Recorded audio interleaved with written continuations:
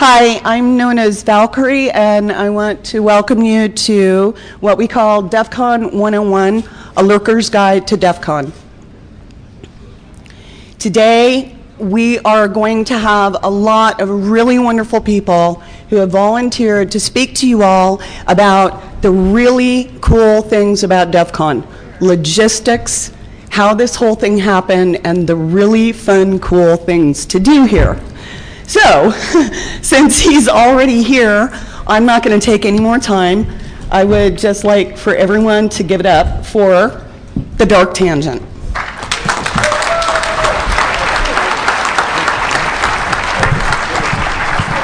Hey guys, that's me. I'm DT, and this is my party, and these are my fellow party-throwing cohorts. I'll be going through telling you about like security and contests and different things that are going on at the con, but this is the first time we've ever tried something on Thursday, and the idea was to sort of do this rolling soft start. People who are new to DefCon are probably obviously sitting in this room, so that makes you guys like newbies, clueless, kind of, you know, wannabes maybe.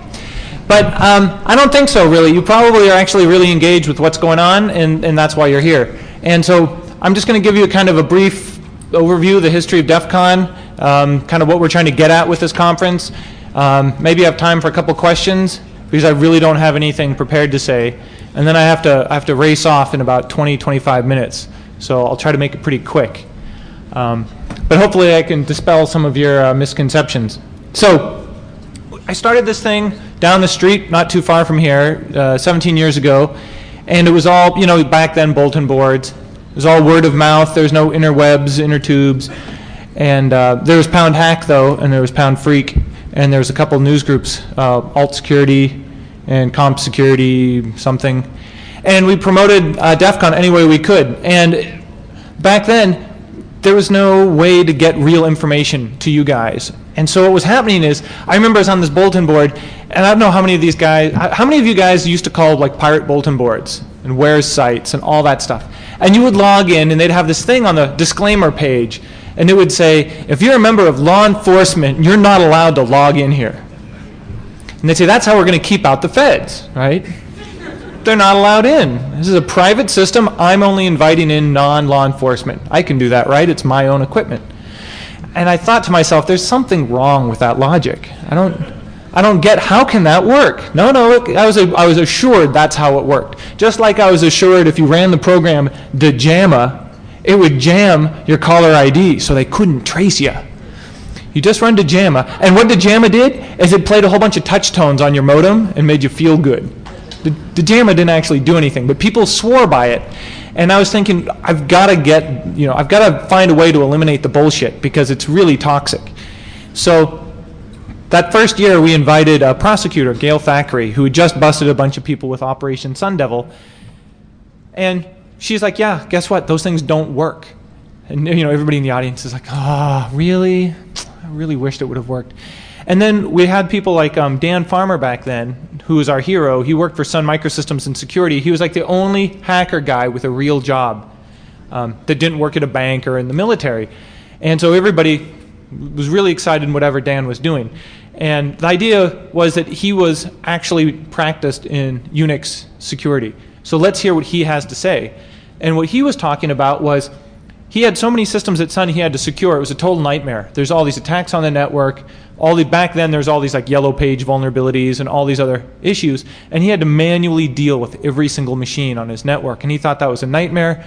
Maybe somebody had just written this script called COPS. He was thinking, maybe I'll write some automated tools to scan the network, look for vulnerabilities, but I'm going to visualize it in X windows so I can see the status of my network.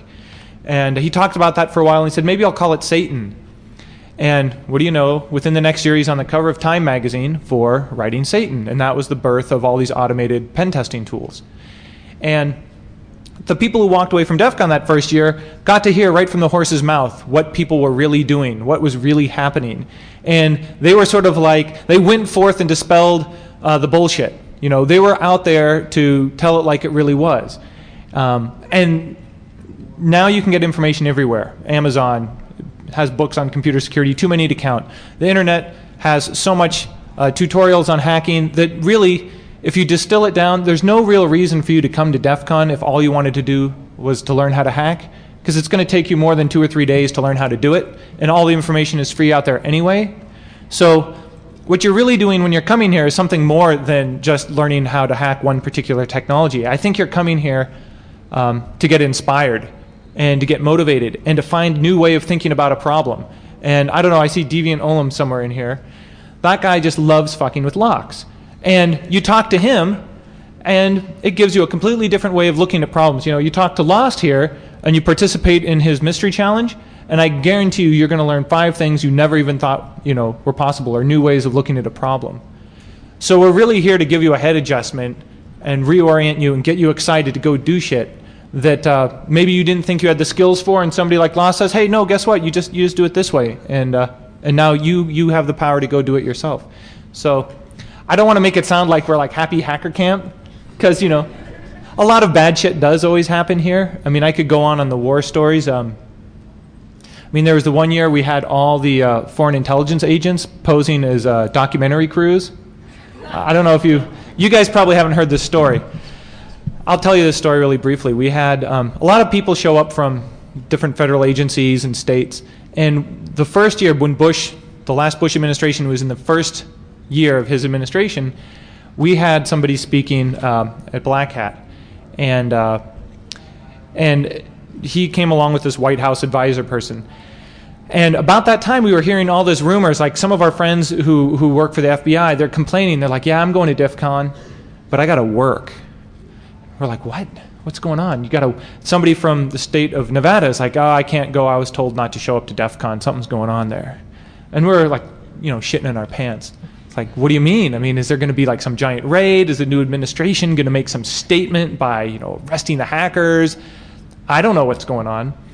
Well, it turns out that what was happening was there was 4 or 5 documentary crews filming that year, and about 3 or 4 of them were foreign intelligence groups. And so we had to have our spies watching their spies watching us, while all the hackers here were busy watching all the other hackers. And I mean, it's a perfect metaphor. Like, you never know what the hell is going on here. There's so many layers of abstraction and just, I don't know, there's so many fingers and so many pies here that it's amazing. And it took years for that story to come out, for us as the people who run it to even figure out what happened at our show 2 years ago. So, I mean, you are going to see way more about what happens at DEF CON than what I will, because I can't be all over the place all the time. But I'm just letting you know, you're going to see stuff here that's going to blow your mind, and you're going to be a part of it, and you got to tell me about it afterward, because I'm going to probably miss out on a lot of it. So, I don't know, that's my rant. I generally say you get out of the con what you put into it. And if you come across like you've got some kind of attitude, know-it-all superpower, I can guarantee you you're going to get squashed. I mean, there's so many people here. You never know who you're sitting next to. You never know what is inside their head. And so if you think you're a Superman, I can guarantee you you're not. I mean, look at this guy right here. Noid knows who he's sitting next to. So just, you know, be humble and ask questions. Nobody's going to give you shit for asking questions. And if they do give you shit, they're not somebody you want to talk to anyway. That's just a quick bullshit filter, right? If they're not here to help you out, and they're not here to talk to you or share the knowledge, then they're a waste of your time. And find somebody else who's willing to, you know, talk. Because it's all about sharing that knowledge. And yeah, that's about my 90-second survey of how to get the most out of it. Ask questions, be respectful, and you know, maybe try a Google query on the topic first before you ask publicly. I mean, that's, you know, ask beyond Google, and then they'll probably give you the time of day. So I have time for a couple of questions. I'm sure somebody's got some crazy ass question that's been burning in your head all day long. How many times does the DEF CON site get attacked? Can you talk about your Department of Homeland Security? Can I talk about the Department of Homeland Security thing? Yeah, so I was appointed to this Department of Homeland Security Advisory Council, which caught me completely off guard. Woo. DHS in the house. But it turns out I'm not an employee. It's totally voluntary. It's unpaid. And you're only, I think to save money, you're only an employee when you travel there, talk, or fly home. So they don't give you any, you know, like insurance coverage or anything.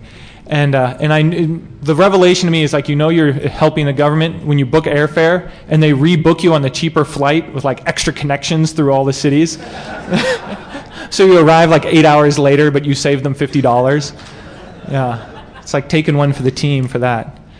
I'd be happy to tell some stories about that. But anyway, it's a big honor for me, and I'm still trying to figure out how to best help them, best participate. But it seems like they still haven't picked a cybersecurity coordinator, and the brief thing is the first HSAC was under Tom Ridge, and he looked outside for advice, and then under the last secretary, he didn't. He just kind of like, I can't hear you, I can't see you kind of thing. And then under Napolitano, she's really interested in getting outside opinion. So everybody's sort of thinking of it as the Tom Ridge Mark II panel, and they're really excited because these people seem to actually seek outside advice. And for those of you who don't know, this HSAC thing was mandated by Congress, and the point of it is in a post 9/11 world, how do we provide advice to these people, for example in DHS, so they don't get into this groupthink? So Congress is like forcing them to listen to people outside of their agency. And because of that, whenever we give them advice, we have to do it in a public forum. None of it can be secret behind the doors. The idea is you say it publicly so everybody knows that there's this other group with this other opinion. And so I'll be perfectly happy to do that in as public fashion as possible if I detect bullshit. So, but it's a question of will they ask for advice and will they follow it? I don't know. It's too early to tell. But really exciting. Sir. Sir, about DHS. Yeah.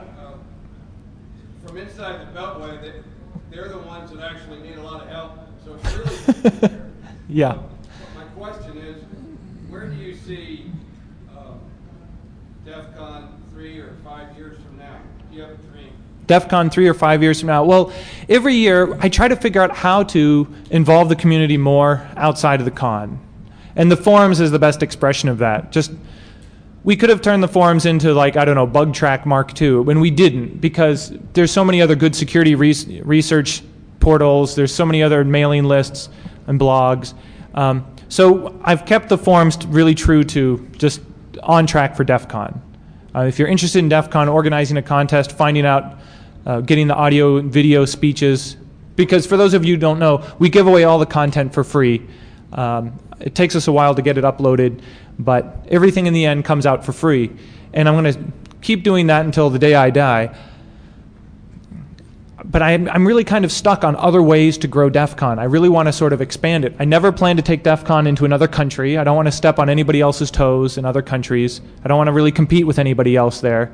And I don't think, could you really see like a DEF CON, I don't know, China working? I don't think they would ask questions like that. I just don't think they would. I'd have to import like everybody from Europe and America, because we actually, ask some hard questions. So I'm not going to run another show. I'm not going to do 2 a year because that would kill me.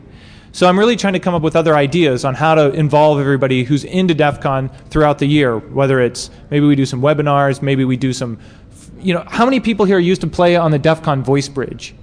Does anybody even remember that? Back in the day, we had this voice bridge where you would dial up and you could just talk with people for free. It was an 800 number. Out of this little place, Beehive Communications in Utah, gave us free dial-in, like 24 phone lines dial-in for free on this 800 number. And people just chatted on the voice bridge for free all year long. It was great. And then VoIP came along and Skype came along, and it just sort of died. And I don't know if I haven't told you this. I think I was talking to Deviant. We were thinking about, I don't know, maybe like a really kind of funny DEF CON certification where we send you a big bag of locks and a little lockpick video, and if you can do whatever, it's like you get like the DEF CON stamp of I know how to break into shit seal. I don't know, just, yeah, the DEF CON. Because it's like, how do I involve people who can't make it here to Vegas, who don't have the money to fly here? It's like, but really desperately, just look at the Twitter feed. People desperately want to participate here and they don't have a way. And I'm just trying to think of how do I help them participate. And I don't have any real answers yet, but I'm totally happy to listen to anything you've got. I've got one employee, got a rack full of servers and a bunch of bandwidth, and maybe I'll have a second employee. But how do we use these resources to grow DEF CON and spread this info? Online mystery challenge. an online mystery challenge. Sure, I've got the bandwidth, you know. It's like, it is what you make of it. If you come to me and say, I want to run the challenge, I'll say, great, I've got an employee, I've got an art guy, I've got bandwidth, I've got an attorney, I've got stuff to help you out. It's just I'm too busy to do it all myself. So if you get involved, I can provide you some of the resources. I can't do it all. So, any other questions? It's an opportunity to ask DT a question. Take advantage. And I'm all hopped up right now because I haven't eaten all day and I've only had coffee, so. DefCon canceled this year? DefCon is canceled. You're actually at FedCon right now.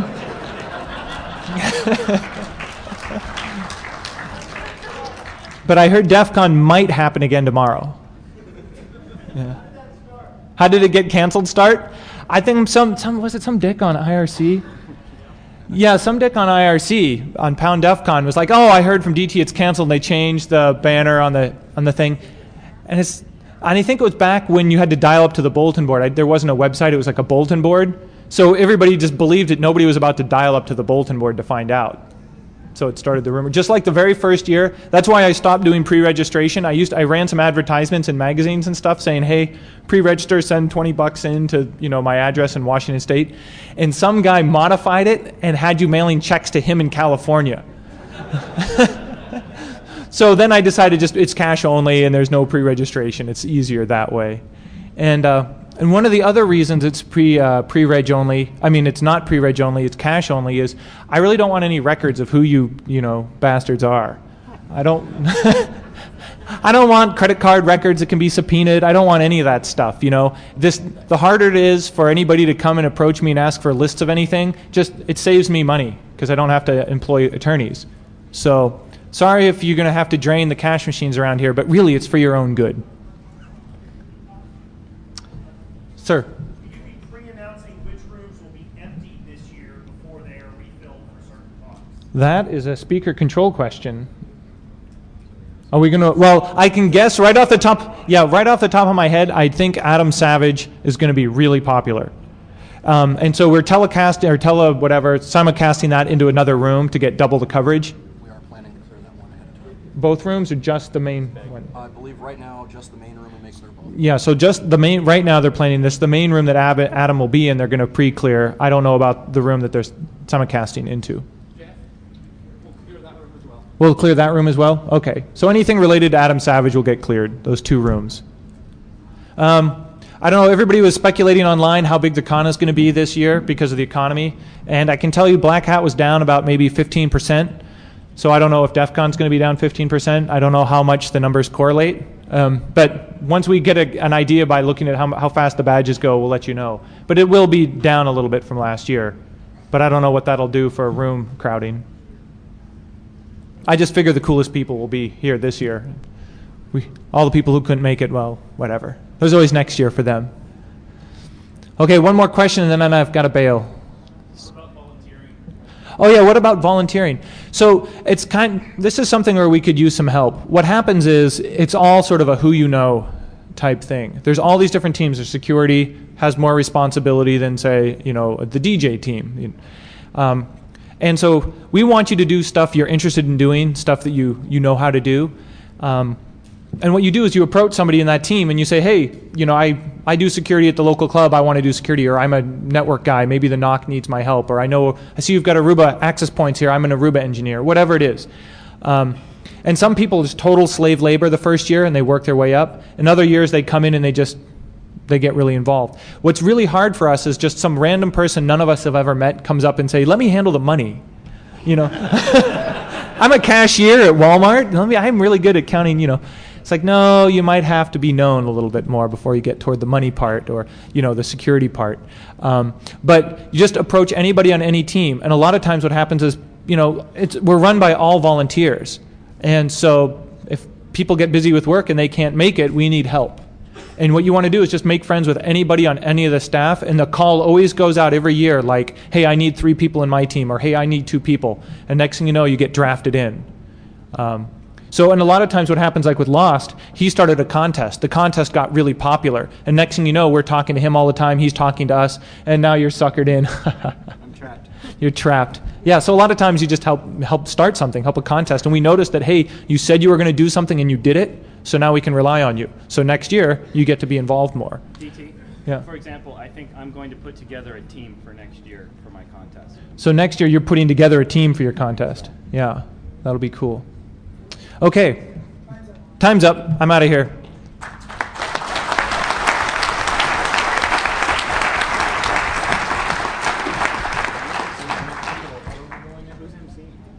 I don't know. You are. Is it Lock? Oh, I am? Lock. There you are. Okay. I just want to get Yeah, I wish. Do we have a stopwatch? Hey, everybody. For those who don't know me, I'm Lockheed. People just call me Lock. It's actually kind of funny. Jeff was talking about stories. I've been doing this now for, like 14 years. And, obviously made a lot of friends, either on staff or out of staff. But after 14 years, none of my DEF CON friends are comfortable calling me by my real name. It's just, and it feels weird when they do. So, that's one of the fringe benefits or side effects, however you classify it. Just, show of hands, for those who are kind of new here, how many of you actually did research on using the DEF CON network before coming to the show? Those would be the smart people. How many of you actually get on the internet? It's okay, you can admit it. That's where the porn is, you'll find it. Well, there's a lot of things that go back and forth about how hostile the network here is and, oh my God, don't use it. But what I actually tell people when they bring that up, I'm like, what happens at DEF CON that doesn't happen on the internet? Half of it starts here, for good or bad. So there are a lot of, opinions on what to do, how to do it, to use the network, to not use your network. That's fine. Everybody's entitled to their opinions. And me and my team, we don't take it personally. Everybody's got their own reasons for their opinions, their own conspiracy theories. That's all great. And frankly, some of the more negative opinions on it were based upon how the network was 5 or 10 years ago. It was crap. I'll admit it. I built it. It was very unstable. It was very hostile. If there was an IP address, people were hacking it and trying to see if they could load goatseed on it. So, that's what they did. I got goatseed once. I'll admit it.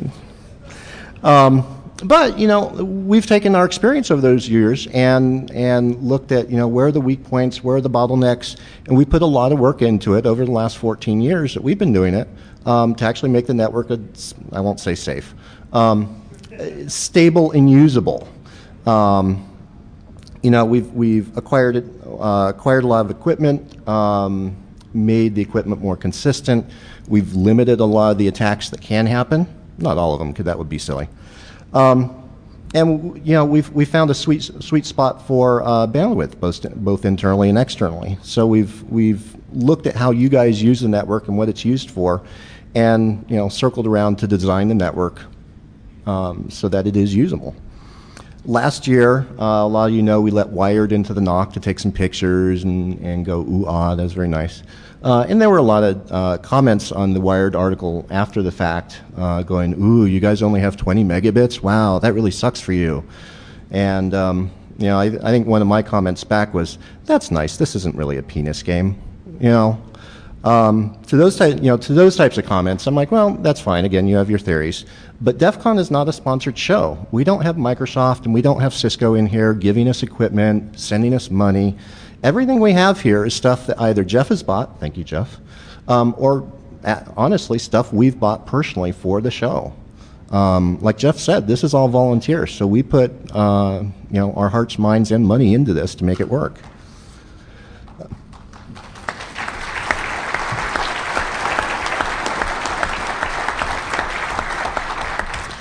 And again, based upon the experience, we know what we need here. We don't need a Force 10 switch so that you guys can, throw packets back and forth.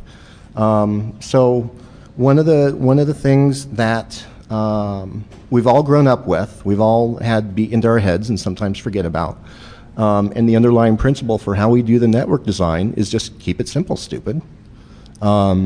I have people approach me asking me to come talk about the DefCon network and I was like, I'm happy to go do that. You're going to find out it's really kind of pretty simple, and that's what makes it work.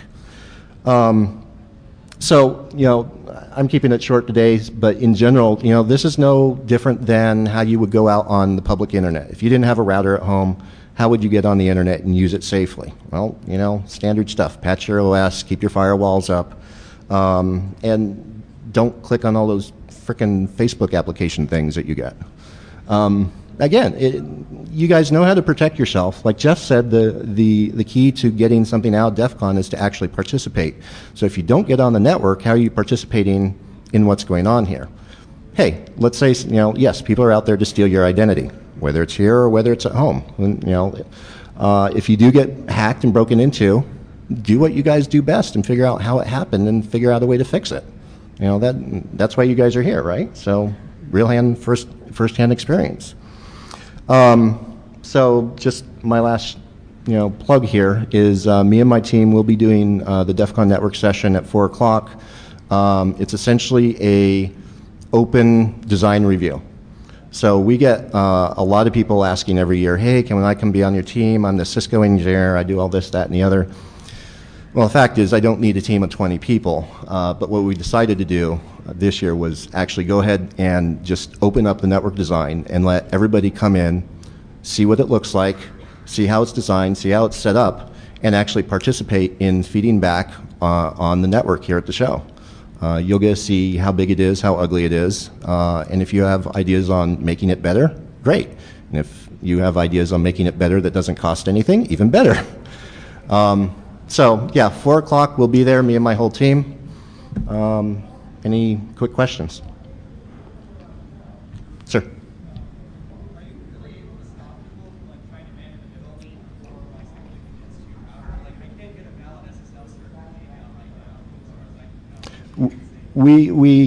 Question was, can we stop things like man-in-the-middle attacks? We can. Again, a lot of those things we actually just monitor and we don't turn off because we want to see what people are doing on the network.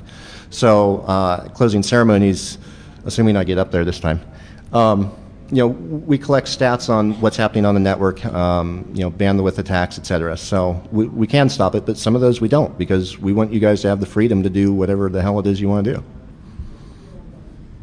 One more? Don't answer any more questions off the stage.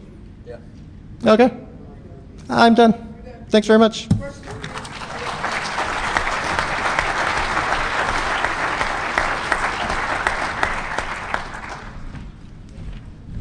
Just real quick for anybody who just walked in, please put your phones on mute. And if you need to have a conversation with somebody, take it out in the hallway. Don't do it in here. Have some respect for the folks up here. Thanks.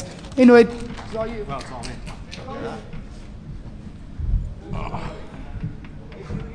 What? Yeah, I'm new. This is my first DEF CON. Yeah, no, my name's Noid. I'm Director of Security for DEF CON.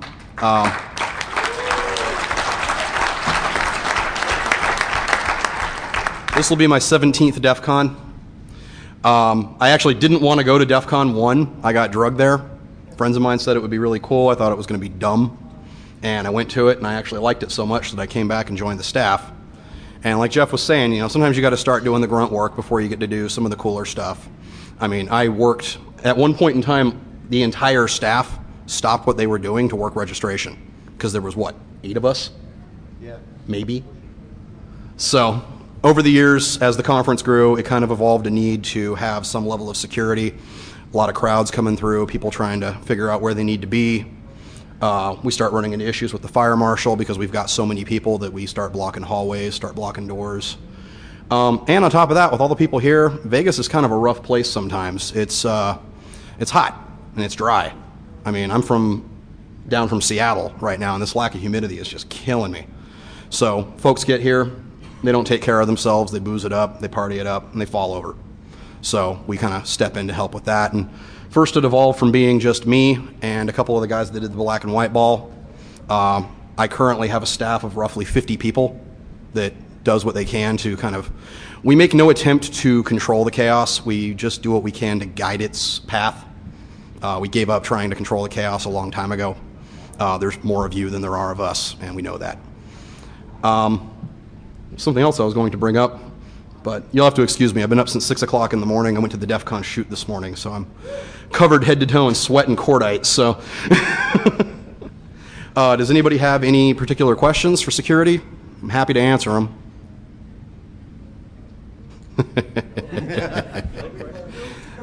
Means we're doing our job.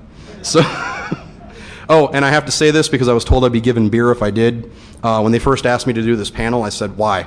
I'm just going to stand up for 5 minutes and say, hey, enjoy DefCon, don't be douchebags. And somebody laughed at the shoot and said, hey, if you say that, I'll buy you a beer. So enjoy DefCon and don't be douchebags.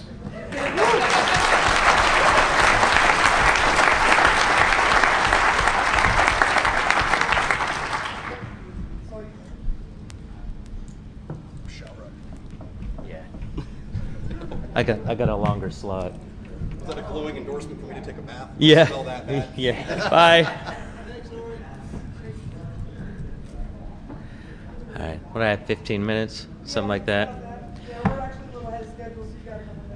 All right. So my name's Russ, and I manage all the contests and events for DEF CON, and this is actually only my 12th year. I'm a newcomer apparently. Noob.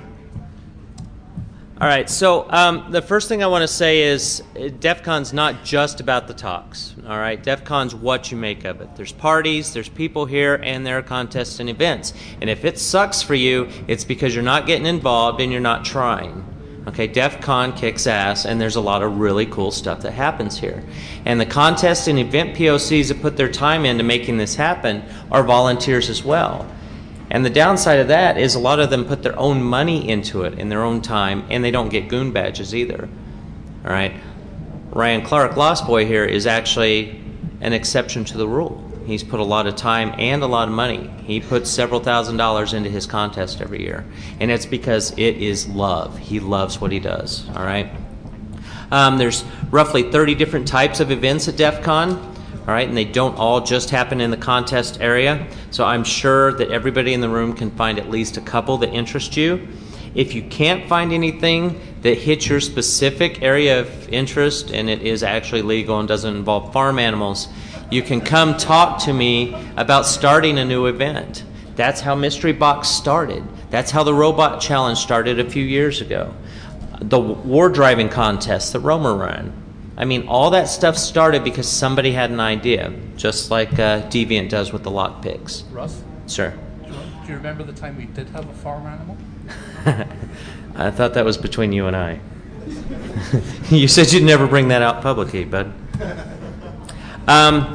They come in a bunch of different flavors. Some run all weekend long. Some only run for a few hours on one day. Some of them run only at night, like Hacker Jeopardy. Some of them start months in advance before the con, and then everything kind of culminates here. Capture the Flag's a good example of that because all the teams qualify well in advance. Okay, some of these events can be done by a single person. You know, if you're really antisocial and there's not a single person at this con that you like, you know, Zach doesn't really like anybody here. Yeah, and there are others, you know, where it takes an entire team of people. So if you're lucky enough to have a friend. One of the questions I get a lot is what's the difference between an official and an unofficial contest? And the honest truth about that is the popularity of that contest at the time. And everything cycles in and everything cycles out. So, you know, if we look back 10 years ago, the scavenger hunt was the thing to participate in. Of course, we had some really weird shit come into con. You know, they were taking doors off of telephone companies' vans and bringing them in as a door prize. The door's still around. Yeah, the door's still out there. I saw it. Back every year. Does it? I didn't see it last year. But is it in the vendor area? Yeah, so it's been floating around for a while. I don't know who's responsible for that anymore. But the idea here is that what's hot right now tends to be what's official. And so, for example, Lost Boys Mystery Box Challenge is incredibly challenging, and you will find that a lot of people have really, really become addicted to it. I mean, they're absolutely insane crazy about it. And so those kinds of contests end up being the ones that get the black badge. Now, I want to say that doesn't make them better than the unofficial contest. Everything starts out as an unofficial contest. All right, Robot Wars, the first year, it was unofficial. It did not get a black badge. Mystery Box did not get a black badge the first year. Everything starts out as unofficial. So if you've got a really good idea, let's talk about it, all right? And there are some really, really good events that happen that are excellent. They've been put together. You know, Deviant didn't get a black badge last year, but he's got one this year because the Gringo Warrior was really, really popular.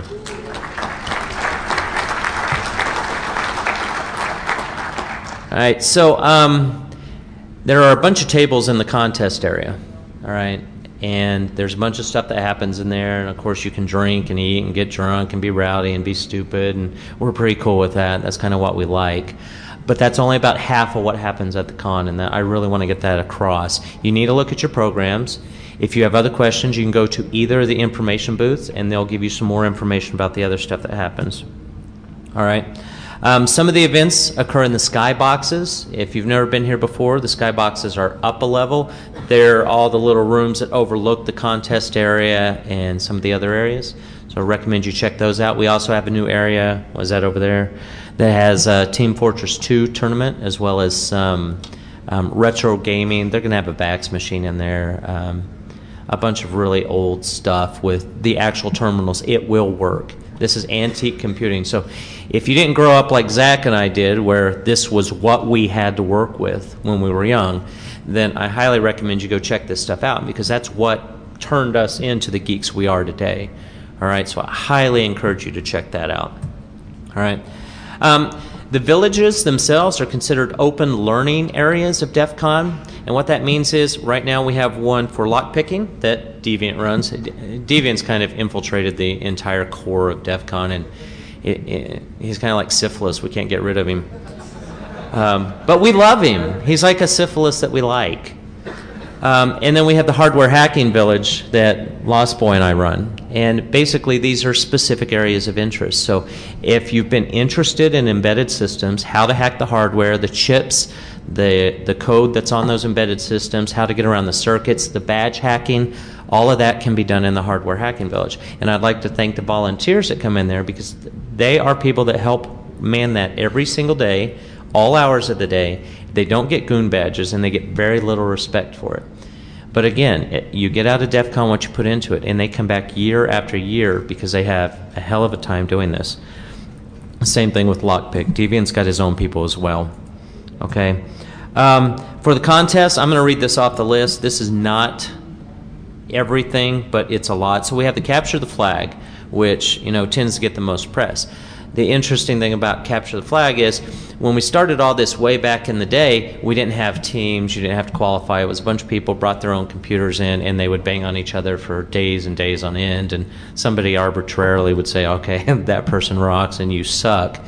So now we have the CTF, and it's broken out in 8 teams, and that goes months out where everyone qualifies and that sort of thing. And it's pretty cool to watch. But we got the DC 949 guys to bring out OpenCTF, and it kind of brings back everything that we had before. So, you know, if you're an amateur, you're a noob, if this is something you've been doing for a long time, if you just want to play, take your laptop over there. Not your work laptop. Please don't plug your work laptop in there. But if you're interested in trying that out, go over there and get involved and try it out. It's a lot of fun. And there are usually, what, 50, 60 people sitting over there? Sometimes more than that. They're the only ones still in the contest area late at night. Oh, yeah, yeah. If we're open 24 hours a day, all those tables are filled with people. And they've got thumping music. And I don't know how they drink so much Red Bull and Brawndo. I don't care if it does have electrolytes. We've got the Mystery Box Challenge, which is absolutely awesome. We've got Coffee Wars. All right, that tends to happen just on Fridays. And if you're a caffeine hound, definitely encourage you to try that. Be careful of Shirley until she's had several cups of coffee. We've got Hacker Jeopardy. That's one of those that happens at night. We've got the Cannonball Run. I think Tommy Pickles ran that again this year, right? Yeah. So there, if you've ever seen the Cannonball Run, that's basically the same thing. They all race as fast as they can to Vegas. I would kill myself. We've got the badge hacking. It should be a challenge this year. At least we have badges to do that on. We have the scavenger hunt that Siviak runs. We have the beverage cooling that Deviant runs. All right. We have Gringo Warrior that Deviant runs. We have social engineering. This used to be a contest that we had a long time ago, and we had a lot of issues with it. That's actually quite an understatement. We had an entire tent of people at the AP run an FBI agent off the roof of the AP for trying to shut down the social engineering contest, and that was the point that we realized it was probably getting a little out of hand. So we've taken a few years off, and we're going to try it again this year. Moose is running it with what's his name? Not something. I don't remember. I'm sorry. We have the Team Fortress 2. Bruce Potter from Shmoo is running it. If you're into gaming, give that a shot. They brought some really excellent computer systems over there. We've got the 10,000 cent pyramid, which is new this year. That's actually 10,000 Canadian cents, so it's absolutely worthless value, but it should be fun. We have a Geo challenge that's supposed to happen this year. That's new as well. We have the artwork contest that happens as always. Some more events we have. We have the black and white ball. How many of you have never been here before, just out of curiosity? Holy shit. Oh, Lord. Okay, so how many of you own latex? All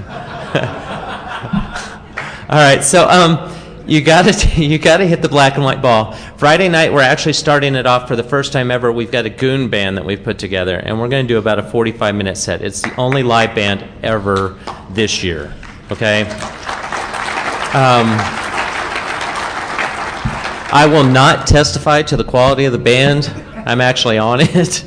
But we've all been playing for a really long time, but we had kind of a challenge because we're geographically separated into two separate groups, and so our first practice together as a complete band is tonight. But hey, what the hell, right?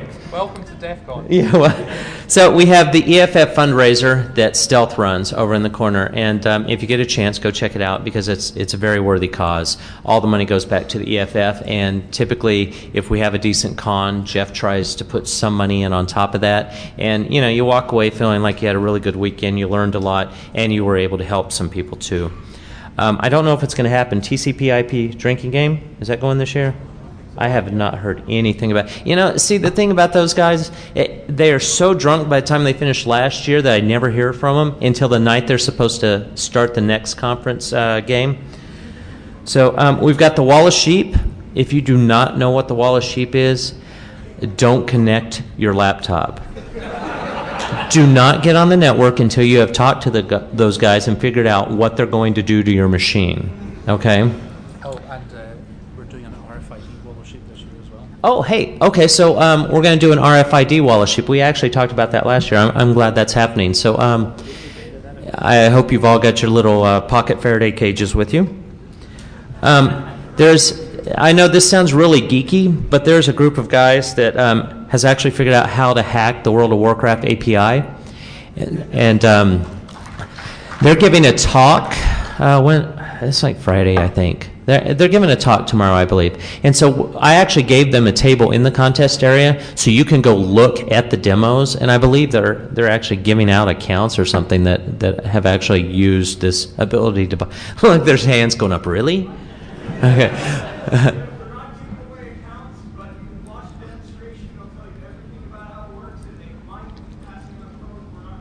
Okay. All right, so he said they're not giving out accounts, but they will show you how everything works, and they might be passing out some code, okay?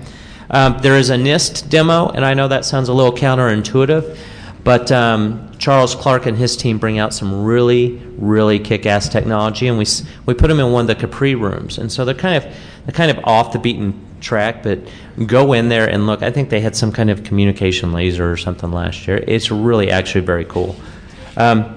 It's the first time two systems were brought together, one from Singapore and one from the US. Oh, yeah. Two quantum systems talking together. Yeah, so go see it. All right, you'll learn a lot. We have the Toxic Barbecue. That's also very cool. you have to hit the Toxic Barbecue, okay? If you want to get involved, if you want to meet people, go flip some burgers for a while. You'll get some free beer. You'll make a lot of friends, and you will find it a lot easier to ingratiate yourself into the community here. Then, of course, I don't know if these are happening this year. I didn't hear from the POCs. We have typically have DC group meets and DC forum meets. We'll see if that happens. Okay, and then, of course, there's a ass ton of parties every night. You can find the status of any event or contest by going to the info booth. You can look at the RSS feeds from the DEF CON website. You can look at Twitter. I don't know why we have Twitter, but it apparently works. He has a lot of people following the DEF CON Twitter. So, hey, whatever. Important people to know for contests and events. Most of the contest goons tend to have the black shirts, okay, and we will have contest badges on. Or goon badges, or both. Pyro, are you in the room? He is probably still asleep. He was up late, as I understand it. I'm sure he was studying something. He wasn't drinking or anything.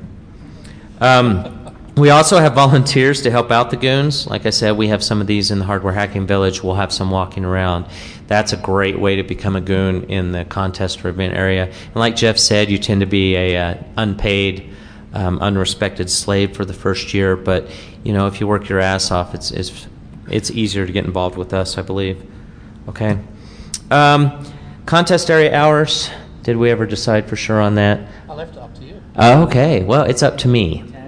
So, since you're all noobs, you don't know what's really going to happen in there anyway. We know for sure it's going to open at 10 a.m. Right now, we're looking at closing it at 10 p.m.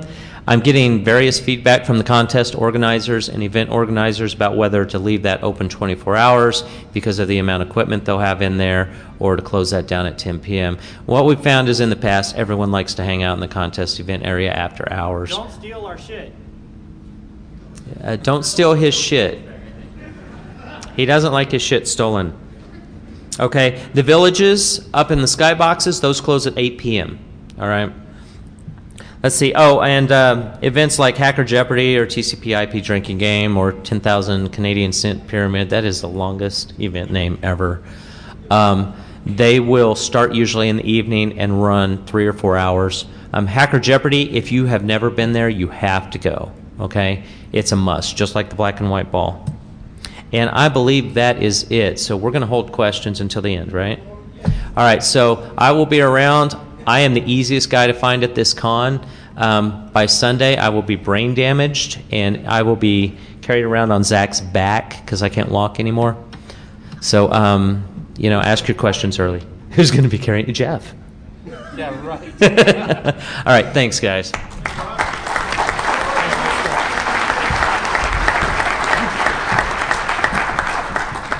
Hey.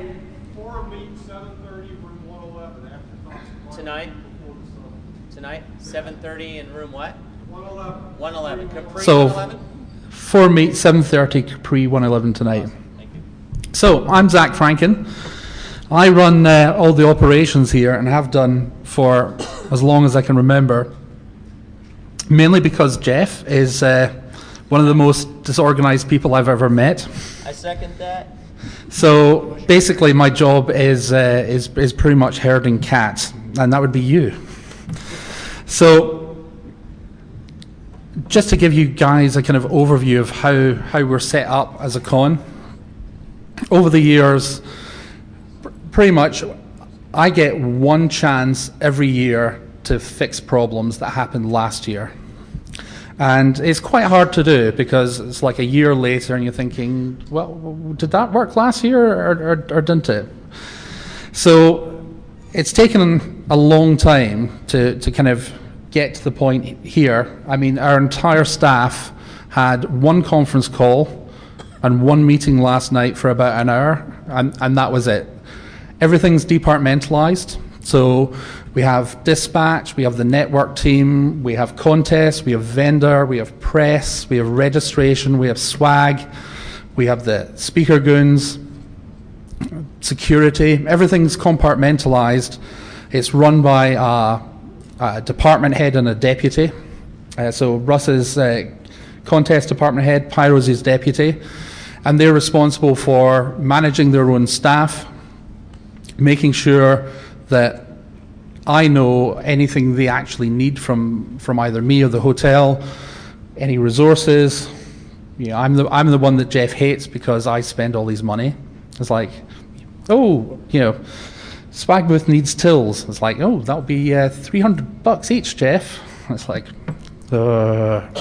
So basically, you will see things and you'll think, oh God, you know, why is registration, you know, not out the front where it was last year? And we do things kind of very pragmatically. Swag booth takes a lot of space. They have a lot of people, you know, making decisions on what they want. So this year, to try and kind of eliminate most of the queues they were having, we gave them a bigger space. We kind of set up a pick system to try and kind of get you guys through the queues faster. And yeah, reg, this is a nice big corridor for the reg lines to queue up, and they get through the queues pretty quickly. So there's a whole kind of bunch of kind of things you might think are quite random, but have actually, you know, it's taking years to actually work out what actually works, because, yeah, it's not always obvious. So when we planned the new swag booth, we assumed that the order takers and pickers were going to be the bottleneck, and the cash tills were going to be, you know, no problem at all. And it's actually the other way around. So next year we'll make sure there's 4 or 5 cash lines and less pickers. So it just takes us, you know, every year there are things that don't go quite right, and slowly we try and fix it year on year out. So I'm actually going to run off. I'm going to take a couple of questions, even though we're not supposed to do questions to the end. But I'm not going to be here at the end. So any quick questions? No? Excellent. Well, enjoy DefCon. It's always pretty mental. There's always a lot going on. The more involved you get, as everyone has said so far, the more you'll get out of con, and have a blast. Thanks.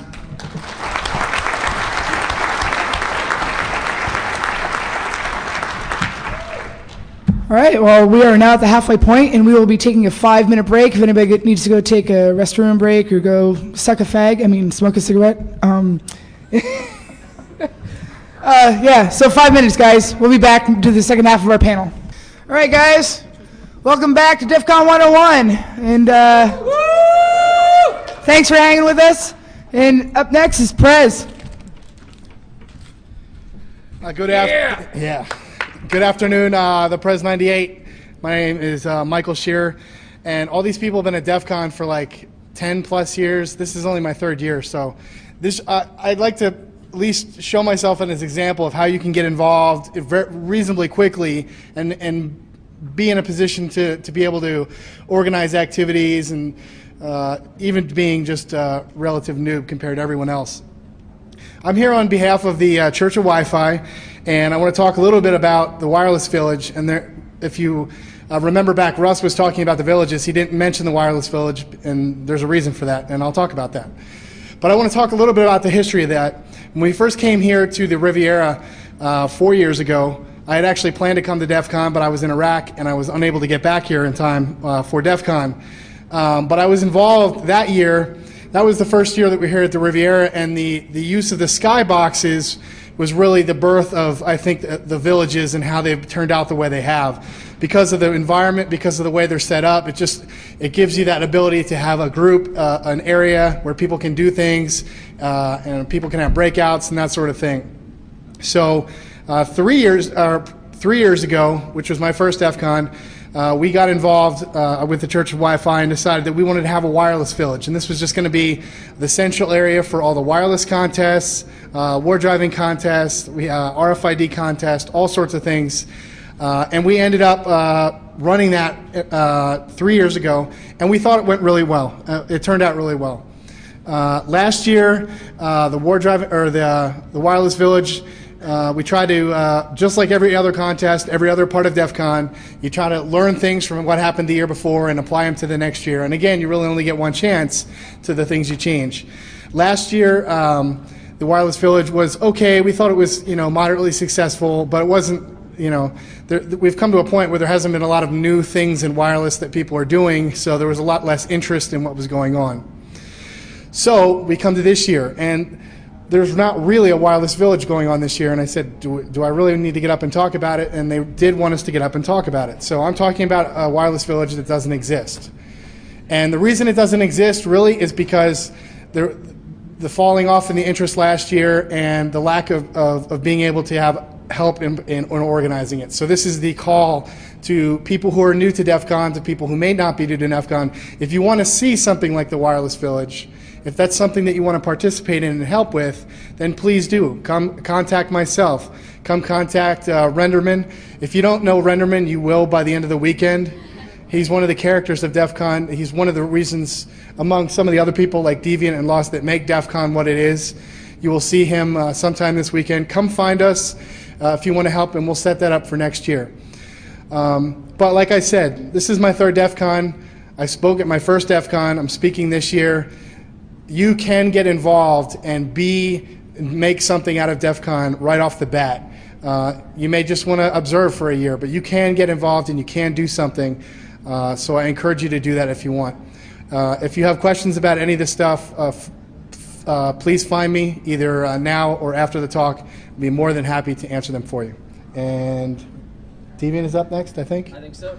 All right, cool.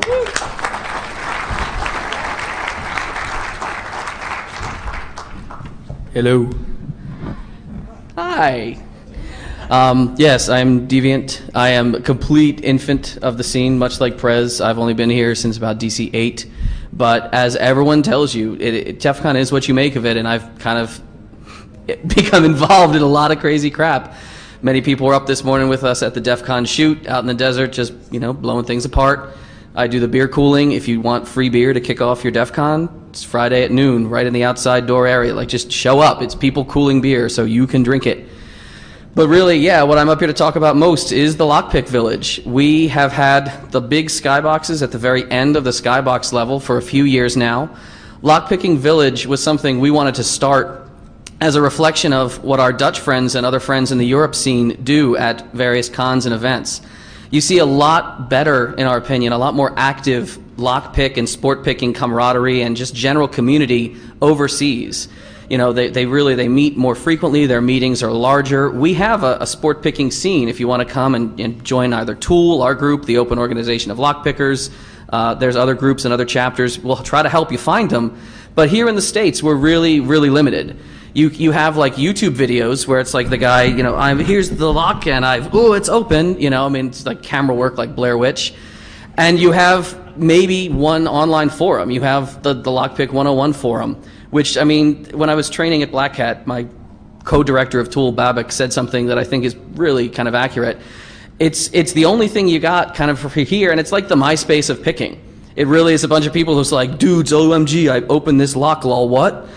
So if you're in the States, you don't have this sort of community except when the village rolls around. So please come up there and actually try things for yourself. You can read about it online a lot, but we want you to pick up the tools. We want you to put your hands on things and actually do it. The whole motto of the Skybox, the Lockpick Village Skybox, is learn, touch, do. We will teach you everything you need to know for the contests. If you want to run yourself through these contests, and you say, well, I've never picked before, that's silly, I could never win a black badge. Yes, you can. Every person that I can think of, every major winner, has been someone who either didn't want to try, or didn't think they would do well, or showed up with like their own homemade kit and like, oh, I don't know, this is something I just kind of got into. And now they're like, it's Skylar and it's Omicron. It's these people who do amazing stuff just because they stood up and said, I want to try this. Tool is sponsoring, in addition to our main Gringo Warrior contest, which is down on the floor. Tool is running speed picking again this year. While we can't offer free DEF CON for life like a black badge, we are actually offering a free trip to Turkey for LockCon coming out later on. Tool Europe and I, we're all putting that together. So there's field stripping, there's taking locks apart, there's all kind of challenges. If you come up to the village, just muscle your way in just enough. because it's crowded, to see the big signs. We'll have signs up with all of our schedules of when games are happening, when lessons are happening. We're just going to run intro talks and make your own pick talks and all kind of making, handcrafting things all the time. I'll teach, I'm sure, the open a lock with a beer can lesson like 97 times this weekend. Please come by. It's so much fun for us when you actually try things. So get involved. If you have any other questions, yeah, I'm usually recognizable. I'm big and ostentatiously dressed. Thank you so much.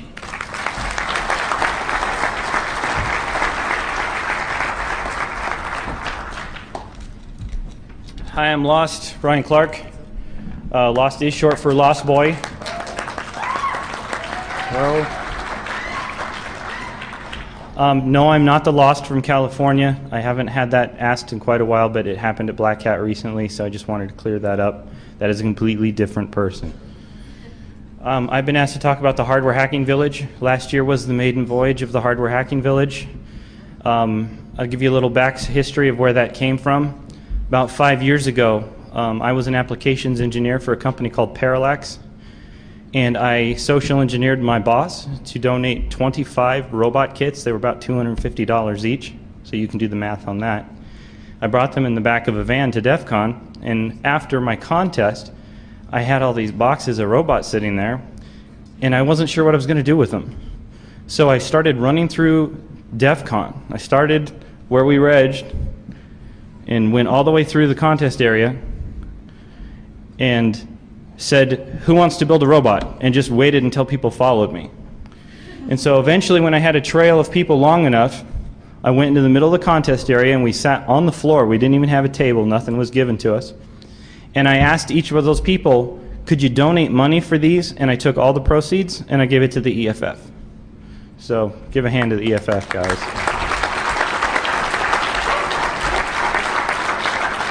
So I'm sitting on the ground in the contest area teaching people how to build these robot kits, and Romer, Chris Hurley, came over, and I had this perfect Chris Hurley impersonation, but I can't do it very well, so I'll let other people do it. And he said, "That's the shit," you know, and that's how Romer talks. So is that pretty good? And he said, he said that's what DEF CON's supposed to be. It's people that wanted to learn something, and we got together in the floor of the contest area.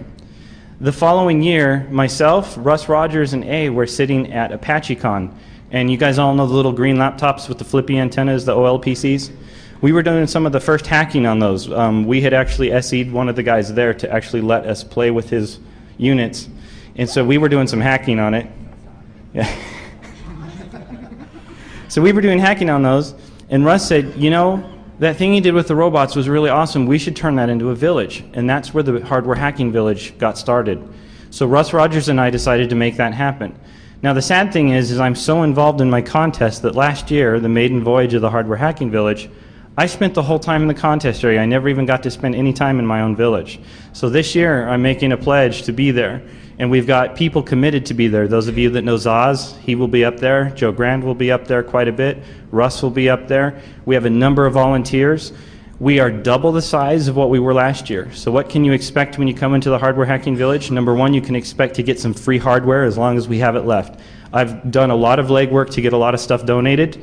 If you want to learn how to solder, you want to learn how to hack chips, you want assistance hacking the badge, you want to do anything like that, come to the Hardware Hacking Village and we'll teach you. Last but not least, I want to say, I know why we're doing DEF CON 101, but teach yourself, learn yourself, be hackers. Don't wait until stuff is spoon-fed for you.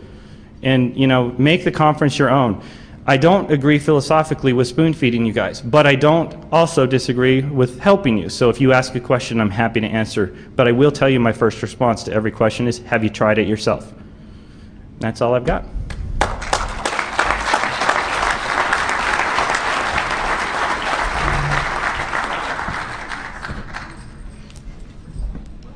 Hey guys, I'm DJ Jackalope, and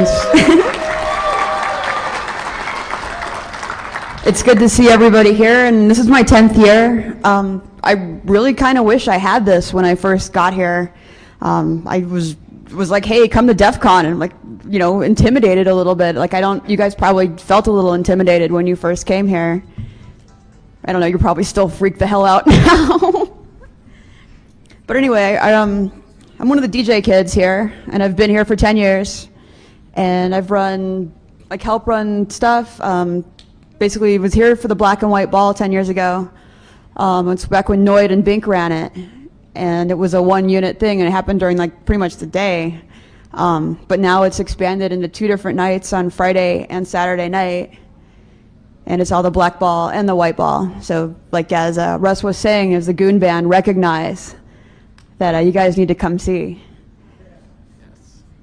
And so this year, Great Scott has taken over the black and white balls, and he's also introduced, like, this whole thing that has, like, probably 40 DJs on it. Used to be, like, probably 10 or 15 DJs at DEF CON.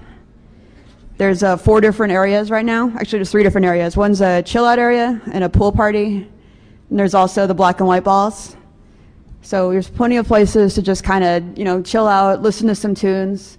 I know you guys like drive around probably way too fast, get arrested or whatever, and like got your stereos on. So this is where you talk to people about stuff, get your tunes on. Let's see. Got these. First thing you really want to learn about DEF CON is drink water. That'll like ruin your days. So that's like probably the most important thing you're going to learn here. And then also there's a gentleman walking around named Priest. He's wearing a big, he's probably wearing Hawaiian shirts. If he tells you to do something, please do it, because he knows infinitely more than you know. So just remember that whole deal. Also, the GTE door got mentioned earlier. The current owner of the GTE door is C. Nelson, and it's a video game that people have made. Let's see, and then you're also at the only conference with a mirrored ceiling with the 101 class. I see y'all looking up. You're like, hey. What can you do with a mirrored ceiling? I don't know. Siviak's got a list of things. I'm scared. One thing to do definitely is if you like a DJ's music and you like what you're playing, talk to them, because they'll share their tracks probably, or they'll tell you where they got them, or they even have CDs to give out, or they maybe made records, or maybe they're like, hey, you know, I play at that club in your hometown, like in Chicago or somewhere. So if you have any interest in any of that kind of stuff, definitely talk to everybody. I mean, it's the same thing for all the hacker stuff here. Like, if you're like, hey, how'd you get that exploit? I really want to know. Talk to them, find out, like, what, you know, like, how they did it. Because a lot of people are a lot more friendly with information here than you'd think they would be. You're not, like, all intimidated by, you know, like, oh, my God, I'm at the world's biggest hacker convention. So don't be afraid of that. I also want to thank the monkey butlers who are running around here in the blue shirts. Yay.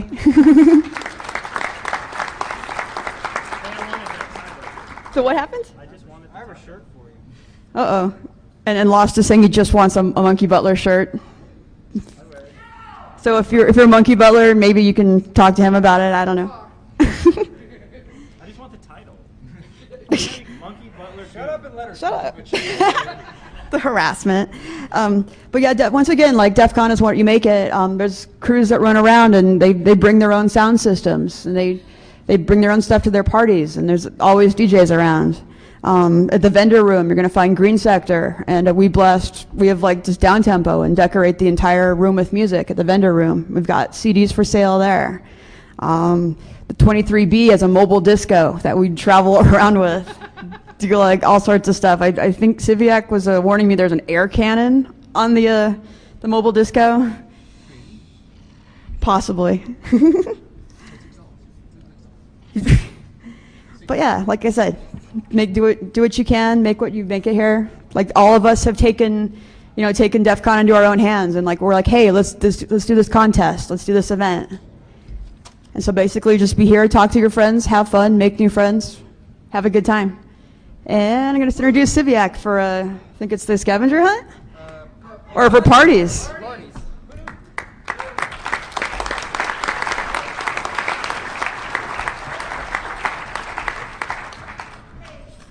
Yes? Uh-oh, no. Dope. You got me one. Is that for me? Oh, okay. He bitched so much about having a Monkey Butler t-shirt that, yes, you get to see it.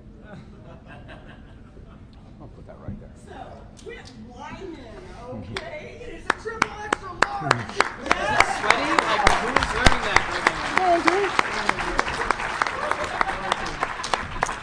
Hey guys, my name's Siviak, for those of you who don't know me. Apparently everybody felt that I would be qualified to talk to you about parties and maybe do a little light education here.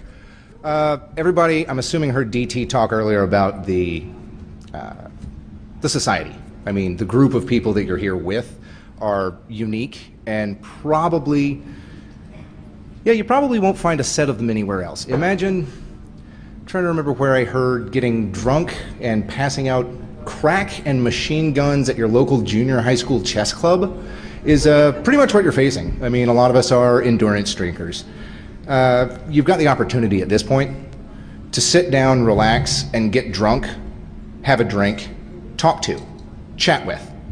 The people that are talking up here today, I mean the people that do any of the talks here, for the most part, you have the opportunity to sit down and ask them all the one-on-one questions that you probably ever want to. I learned more probably at my first pool con than I learned, shit, than any number of talks that I've ever been with. You know, take the time, take the time. Be warned, I mean, there are a bunch of parties, just to name off a few. You got the ninjas, you got the penthouse party upstairs, you got the hacker pimps, you got Caesar's Challenge. These are just a few off the top of my head. Be warned, it sucks, but there are gonna be some parties you don't get into. It happens. Don't be that guy. Don't be that guy. Take it, go find something else to do. When you get into a party, probably one of the most important things I can impart to anyone that's ever been to DEF CON, don't be a douchebag. If you go in, if you get in, if you luck out and find your way in, if you wake up at a party, it happens. It happens. Don't be bad. Don't be a dick. You've got the ability to sit and talk to people. You've got the ability to quite possibly get invited back to another party. It's, you know, it's a real important part of the social scene here.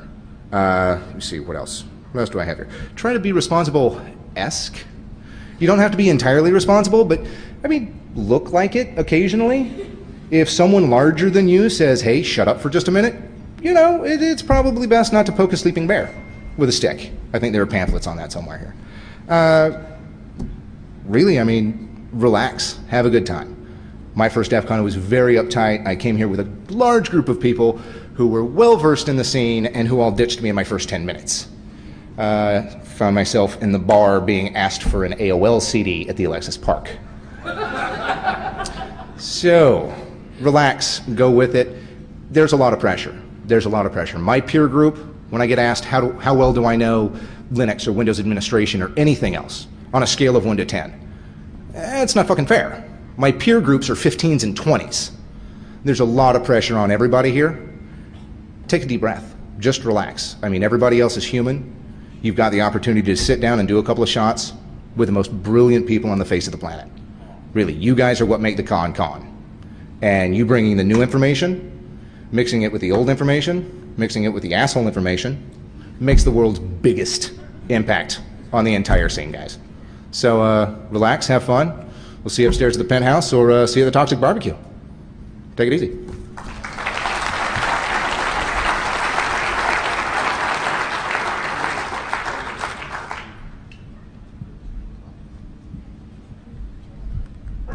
I'm HighWiz, and this is DefCon Survival. Thank you.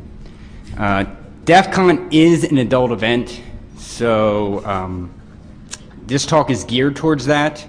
And if there's children here, or if you're upset when people say the words like shit and fuck, then leave now. This is the only warning I'm going to give, and I'm not going to apologize for anything I say. So if there's anyone that has sensibilities, easily offended, leave now. Seriously. All right. First, I'd like you to go over some terminology that you may hear at DEF CON that you may not be 100% familiar with. Some of these many of you already know and may have your own definition for, but they may be slightly different at DEF CON than in your vernacular. You may even disagree with some of the shit I say, but fuck you if you do. We'll get the next one. Yeah. Personal hygiene. Something you need to take very seriously here. This is not your parents' basement, So please remember to bathe daily and lather on copious amounts of deodorant.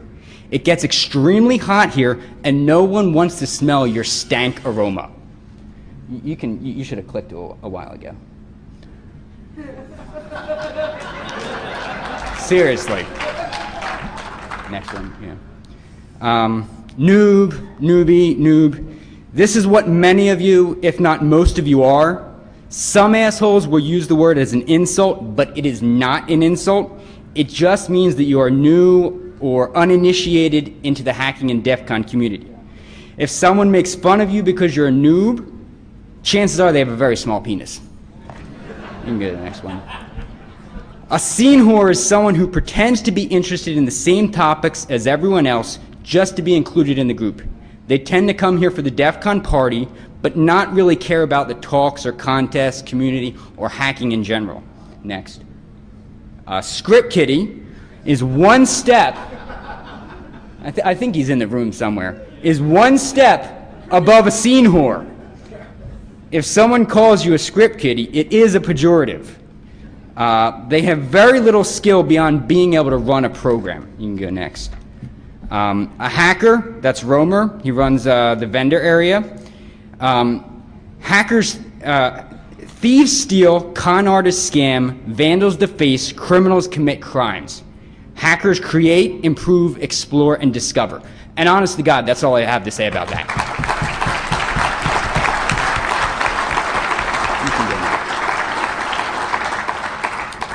Asshat and a fucktard, something you don't want to become known as. The people who have a bad attitude or ruin the fun for everyone else by being a fucking retard or wearing their ass as a hat. You can get next. These are the types of people who attend DefCon. You may be asking yourself how many feds there are here. To be honest, the fed to hacker ratio is 5 to 1, so chances are good that everyone sitting around you is a fed. You may also be curious if there are females or gays or Asians, insert your other minority here represented at DefCon. Luckily, I made a nice little pie chart to show you to view the DefCon attendees.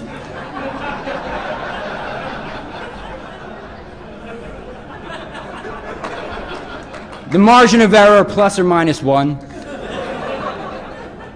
As for females, though, watch out, because those females are just as likely to be trannies or drag queens. And let me promise you, if you're a straight male, that's one Easter egg you don't want to find. Jackalope. You can go to the next Jackalope is not a drag queen, by the way. I'm the real deal. All right. You can go to the next one. The security goons are the jackbooted thugs of DefCon. If you see something bad going on, tell one of the red shirts. If you do something stupid or illegal, these are the people you'll have to answer to. If you do something really bad, you may have to deal with hotel security and Las Vegas Metro. Remember, people have been banned from DefCon and the hotel for doing stupid shit. You can get next. The media.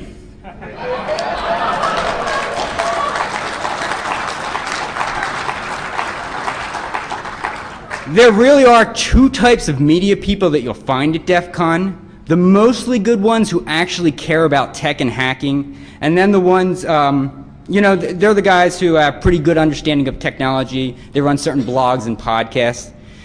Then you have, Michelle Madigan, the scum-sucking bottom feeders who are here for a soundbite or to expose the evil hackers. You need to remember these are the type of fuckers who get their kicks from necrobestiality. Giving these cock gobblers an interview is entirely up to you, but just remember who you're dealing with and what their motives may be. Okay. Your nick and handle, if you're brand new, you may be curious about this. Handles did start with anonymity, but now are a staple of the hacker community. Your handle is your unique name within the community. When dealing with people, there may be multiple people with the same given name, but only one person with a certain handle. And your choice of handle really does matter. If you have a stupid handle, you always run the risk of someone renaming you. To give you some personal examples, there was a guy by the name of Digital Wiggle, and we renamed him Tinkerbell, or Tink for short. The script kiddie I showed earlier, his was A. Ender or some shit like that. We renamed him Lord Nikon. Then there was a guy, 802.11. We renamed him Cockburn. All the names have stuck, so if you're saying to yourself that your renaming won't take, well, you're wrong. If your handle is too long or complex, shorten it yourself. You can keep the long handle in written form, but use an abbreviation like God-1 becomes GM1. If you don't have a handle yet, there's two schools of thought on the matter. One, you can pick one for yourself and hope that it's not too stupid or long. Or two, you can wait until someone give you a handle if you don't have a handle already and you're concerned that you might pick a stupid one. In this case, you normally won't get a bad one like you would if you had a stupid one to begin with. For efficiency's sake, you may also wish to pick a handle that'll double as a prison nickname. Your avatar badge, these are the extra badges you may see people wearing around their necks. If you want to meet people and have them remember you, go make one before tomorrow. It's very easy to do. All it consists of is your online visual representation, i.e. your avatar, and your handle. After the questions and answers at the end of the session, you're free to come up here and we'll teach you how to make one. Twitter is a good way to stay in the know what's going on around DEF CON. The hashtag for DEFCON 17 is #DEFCON. Make sure you follow it to know what's going on. Yeah. Sex. Most of you probably aren't familiar with this concept. Fear not, though. You're not going to get laid here. The only person who may have sex with you is your girlfriend in Canada. Unless, of course, you're from Canada, and then your girlfriend in whatever country you feel is less than yourself.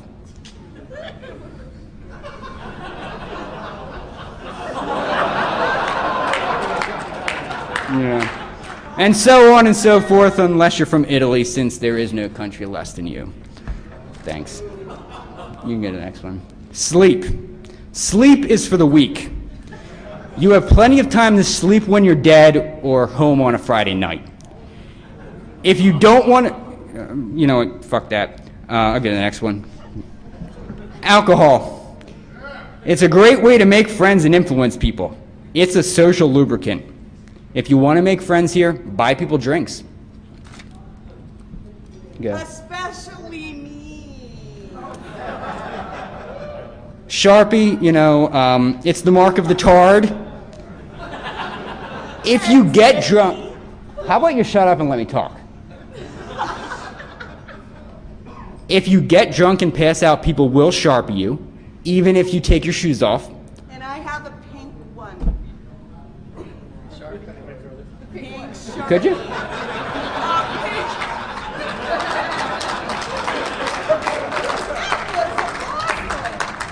have a pink Sharpie and I know how to use And a big mouth. You can go to the next one. Saying cheese. When someone at DEF CON takes your pictures, friend or foe, the proper way to say cheese is to flip them off.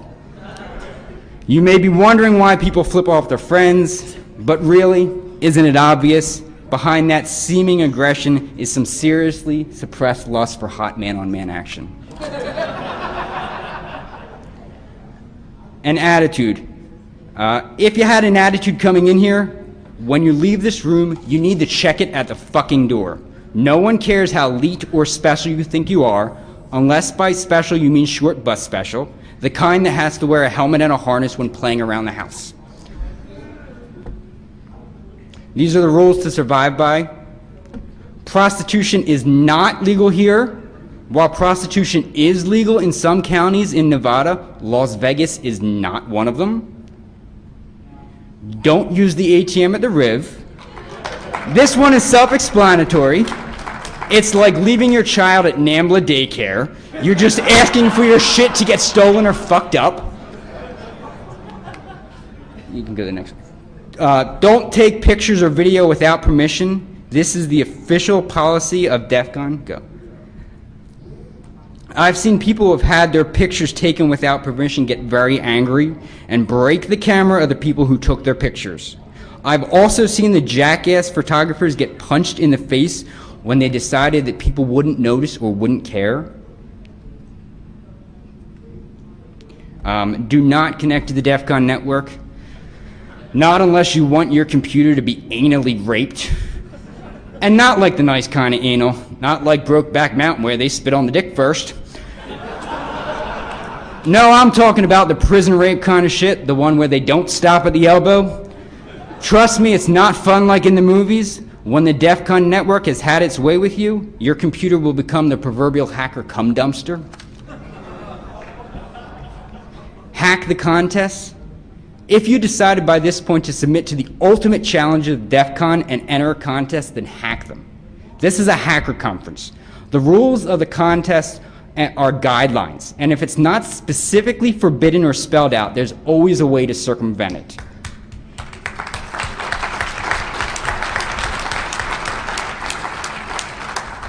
In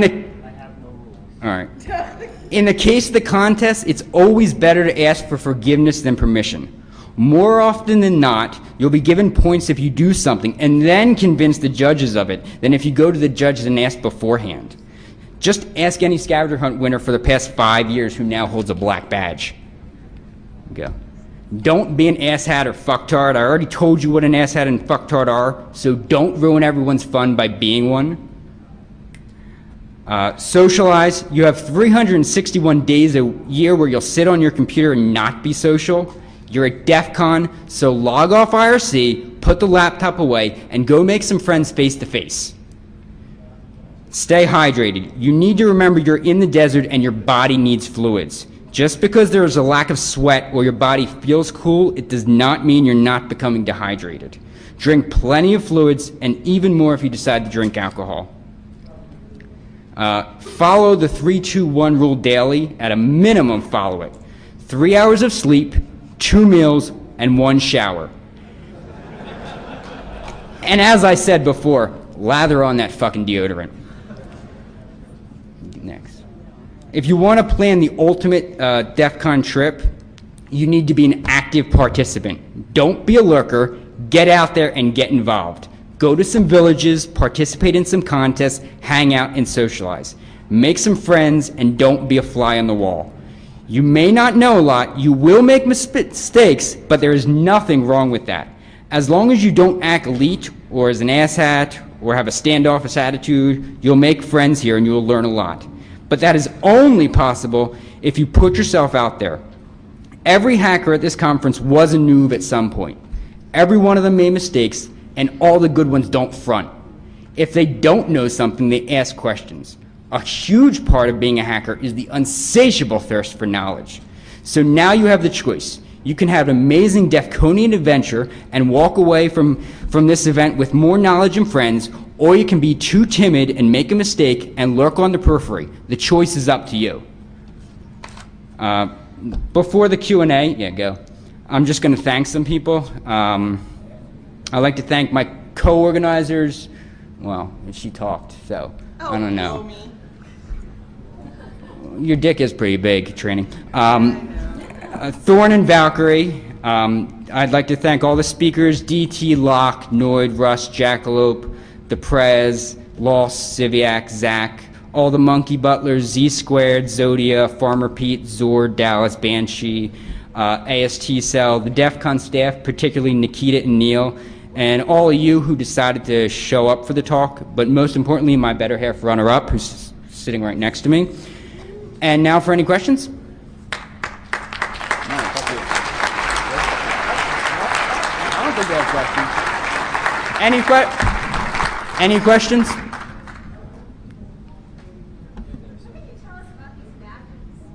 That is a contest.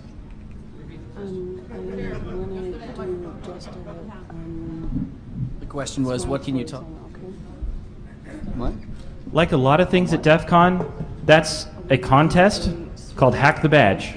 So for me to answer that would mean Joe kicking my ass for telling you secrets about the badge. The intent is for you to discover it on your own. There are things if you look through the programs, you will see random graphics that you're like, what the hell is that? If you're an inquisitive person or a hacker, you're like, I want to know what that shit means. find out it may lead you down a path that you'll never leave.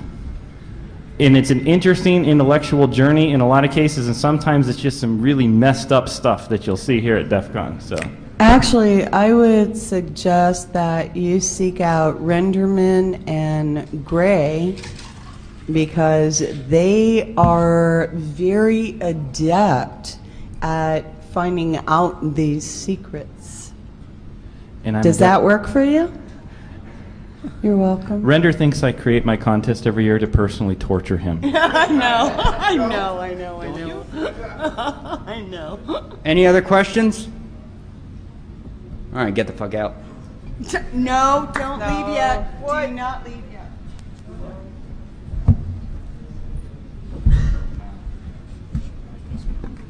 First of all, not all of our speakers are here, but they gave up their personal time to come and talk with you because actually they really do, in a way, love you, okay?